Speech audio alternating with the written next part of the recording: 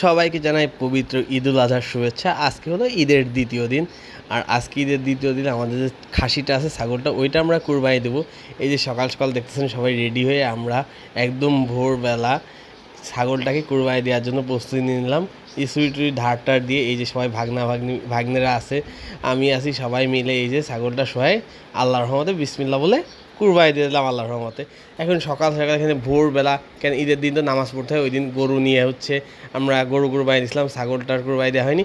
আর ছাগলের আমাদের চিন্তাই ছিল যে আমরা ঈদের পরের দিন কুরবানি দেবো। তো ঈদের পরের দিন নিরিবিলি চিন্তা করলাম যে আমরা নিজেরাই কাটি, কোনো কষাই টষাই না দিয়ে নিজেরাই সকালবেলা শুরু করলে হয়ে যাবে। এই যে দেখতেছেন যে আমি আস্তে আস্তে সব কিছু কাটতেছি, যে আমার ভাগ্নেরা আছে এই যে সবাই হেল্প করতেছে, মানে সবাই মিলে কাজ টাজ করতেছে। আর আমার মেয়ে এই যে দেখেন এদিক দিয়ে বাল্টি টাল্টি নিয়ে ঘুরে বেড়াচ্ছে, মানে মনের সুখে আনন্দে ও সব জায়গাতে ঘুরে বেড়াচ্ছে। আর এই যে এখানে আমরা ছাগলটা এখন গাছে ঝুলাইয়ে চুলতাছি, মানে নিজেদের কুরবানির ছাগল নিজেরা কাটা, এটার আনন্দ একটা অন্যরকম। কুরবানিদের আনন্দ এরকম। আর এই যে নাফে এই যে খেলে বেড়াচ্ছে এখান দিয়ে উঠান দিয়ে আমরা কাজ করতেছি।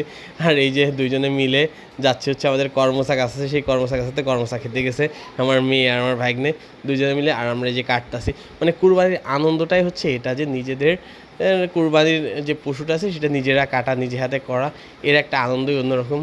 তা আমরা ডিসাইড করেছিলাম ঈদের পরের দিন আমরা নিজেরা ফ্যামিলির সবাই মিলে এটা করব, যাতে কুরবানির আনন্দটা আমরা ভালো লাগে আর কি। কারণ গরুটা তো আসলে অনেক বড়, নিজেরা করা সম্ভব হয় না, কষাই দিয়ে করাইতে হয়, তা আমরা টুকটাক হেল্প করে থাকি।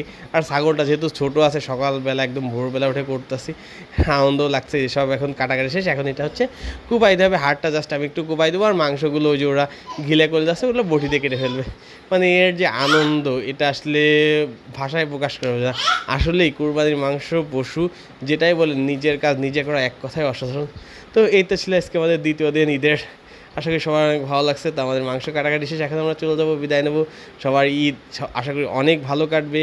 আবারও সবাইকে জানাই ঈদ মোবারক, সবাই ভালো থাকবেন।